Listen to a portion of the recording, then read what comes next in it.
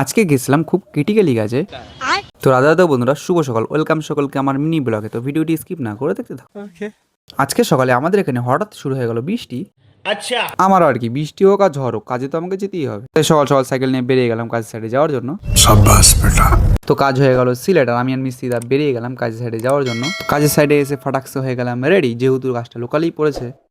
আজকের কাজটা ক্রিটিক্যালি কার্নিশের কাজ, তাই আমি আর বেশি দেরি না করে বাটি হাতে নিয়ে বানিয়ে নিলাম প্যারিস, যেহেতু কাজটা ধরতে হবে। ঠিক আছে। তো মিস্ত্রিটা ধরে নিল কাজ, আর এই কাজটা কিন্তু খুবই ক্রিটিক্যালি, কারণ এর প্রত্যেকটা ডিজাইন মিলাতে হবে। যদি ঠিকঠাক করে ডিজাইনটা না মিলে তাহলে দেখতে বাজে লাগবে, আর আমার হাতটা এখনো অত প্রফেশনাল হয়নি এই কাজের জন্য। তাই আমি খালি বানাই দিচ্ছি প্যারিস। প্যারিস বানাতে বানাতে আমার হাতটার হয়ে গেল কি অবস্থা, কারণ সেই সকাল থেকে একভাবে জল নাড়তেছি। তো ফাইনালি আজকের মতন কাজ হয়ে গেল আমাদের কমপ্লিট।